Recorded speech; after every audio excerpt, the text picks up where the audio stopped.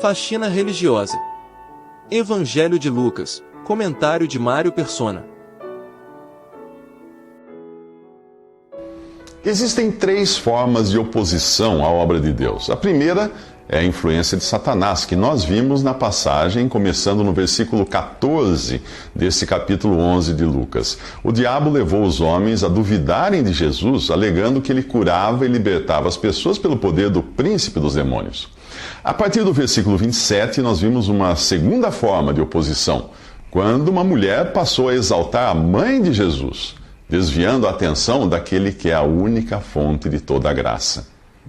Os sentimentos naturais, por mais nobres que sejam, podem ser um obstáculo à graça de Deus. Agora vem o terceiro obstáculo, a religião. Jesus é convidado por um fariseu e o religioso anfitrião repara que Jesus não lava as mãos antes de comer, como era o costume da religião. Ele não comenta nada, mas Jesus é capaz de ler os seus pensamentos e o repreende por sua falta de visão. Aquele homem tinha acabado de ouvir Jesus falar dos preconceitos religiosos que impedem que a luz penetre livremente na alma, e ali estava ele criticando em pensamento o único homem totalmente limpo aos olhos de Deus, Jesus. A resposta de Jesus é certeira. Vocês, fariseus, limpam o exterior do copo e do prato, mas interiormente estão cheios de ganância e da maldade. Insensatos! Quem fez o exterior não fez também o interior? Mas deem o que está dentro como esmola, e verão que tudo lhes ficará limpo. O mesmo Jesus, que era capaz de ler os pensamentos do fariseu, podia sondar o que havia em seu coração, e coisa boa não era. A religião ensina os homens a levarem uma vida correta exteriormente, mas não tem poder para mudar o interior, que é onde está a verdadeira imundície.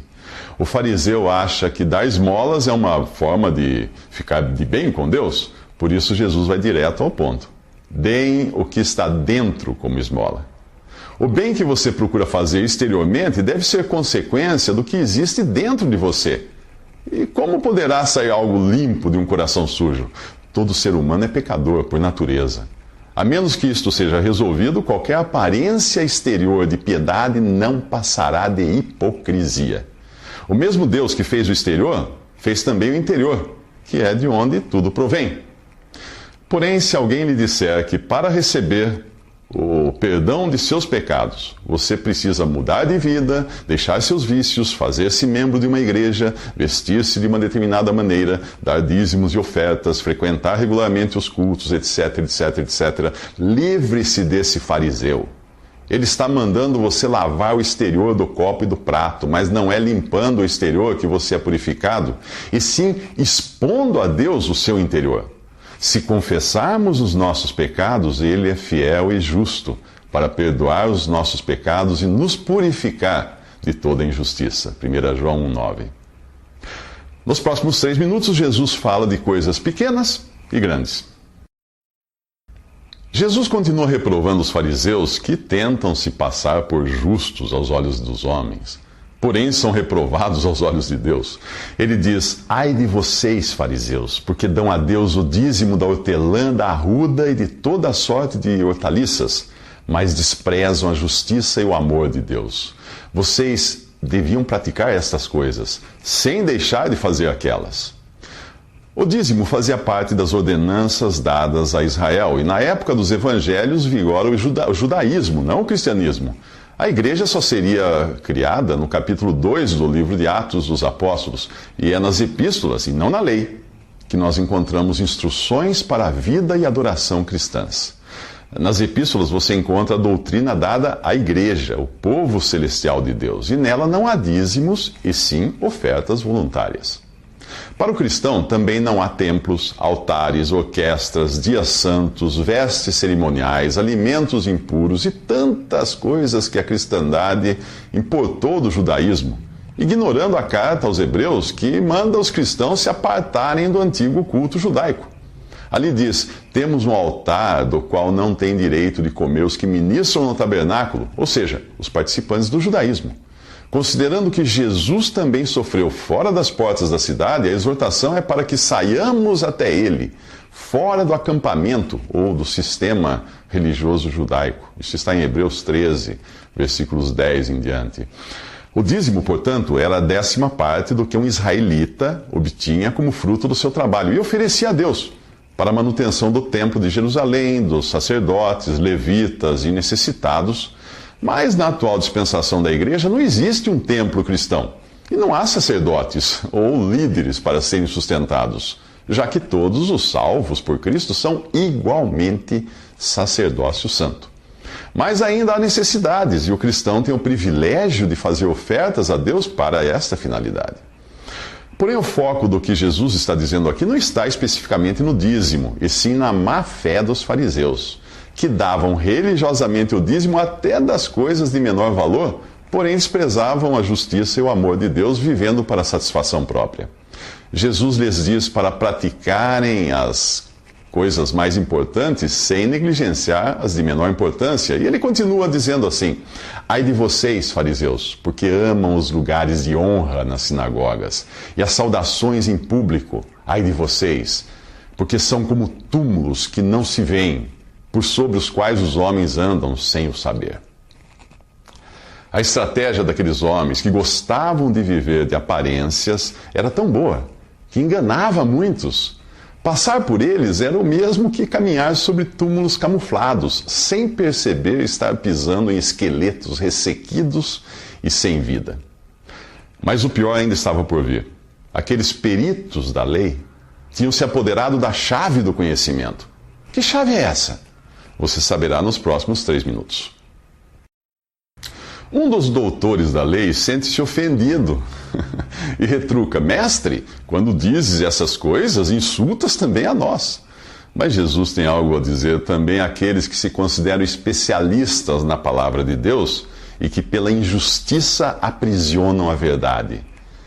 Quanto a vocês, peritos na lei, ai de vocês também, porque sobrecarregam os homens com fardos que dificilmente eles podem carregar e vocês mesmos não levantam nem um dedo para ajudá-los. Há 3 lugares onde você pode guardar a verdade: na biblioteca, no cérebro ou no coração. Muitos colecionam livros para exibirem erudição. Quem trabalha com decoração de ambientes está acostumado a comprar livros por metro, para encher estantes de clientes que não leem nem gibi. Guardar a verdade no cérebro, por sua vez, é obter um diploma de doutor em alguma disciplina cristã sem nunca ter nascido de novo. São pessoas que aprendem sempre e jamais podem chegar ao conhecimento da verdade, pois rejeitaram o amor à verdade que os poderia salvar. Não creram na verdade, mas tiveram prazer na injustiça. Em Apocalipse, o apóstolo João escuta uma voz que diz a ele: vá, pegue o livro aberto que está na mão do anjo, pegue-o e coma-o. Ele será amargo em seu estômago, mas em sua boca será doce como mel. João come. João conta o que aconteceu depois. Ele pega o livro da mão do anjo e o come. E aí ele diz: ele me pareceu doce como mel em minha boca, mas ao comê-lo senti, o meu estômago ficou amargo. Então me foi dito: é preciso que você profetize de novo acerca de muitos povos, línguas, nações e reis. O conhecimento intelectual da verdade é doce como um livrinho na boca. Assim são os que gostam de pregar a verdade aos outros sem nunca a terem experimentado em si mesmos. É só quando João engole o livrinho e sente a realidade da verdade aplicada em seu interior que ele está apto a testemunhar a muitos povos, nações, línguas e reis.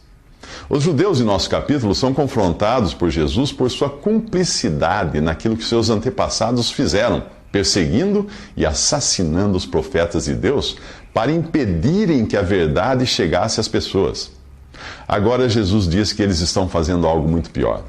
Vocês se apoderaram da chave do conhecimento.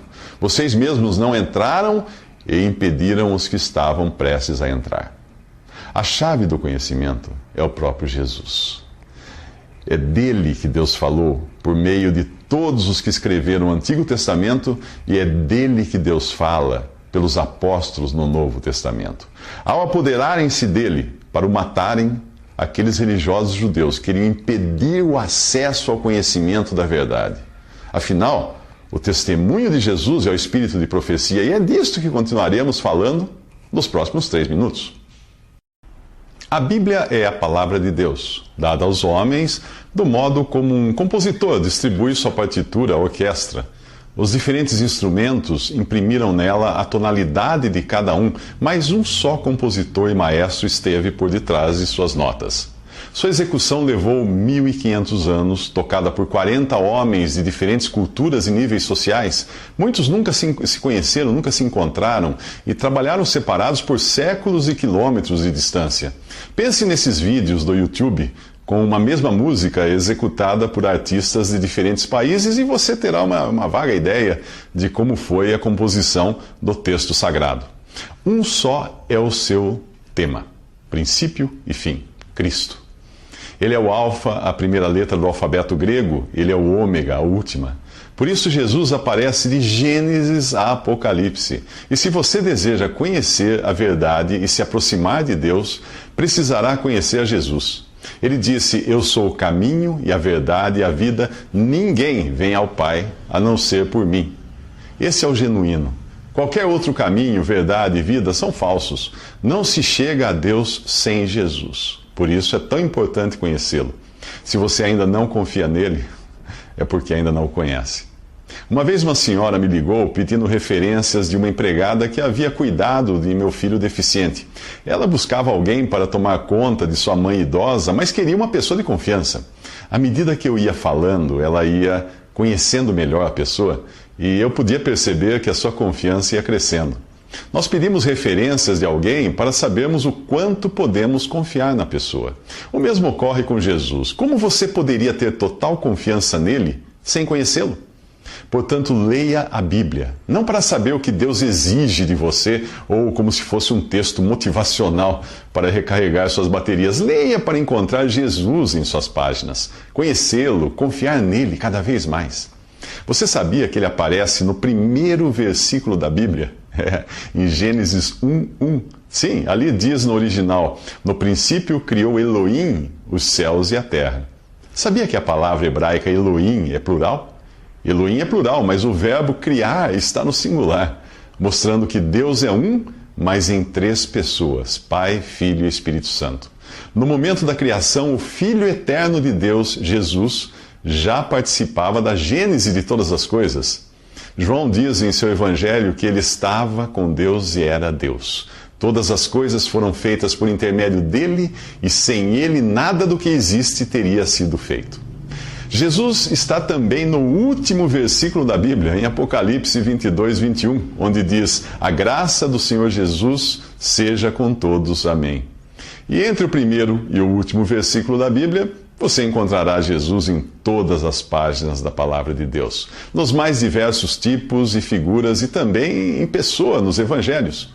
E é de como encontrar Jesus na Bíblia que nós falaremos nos próximos episódios do Evangelho em 3 minutos.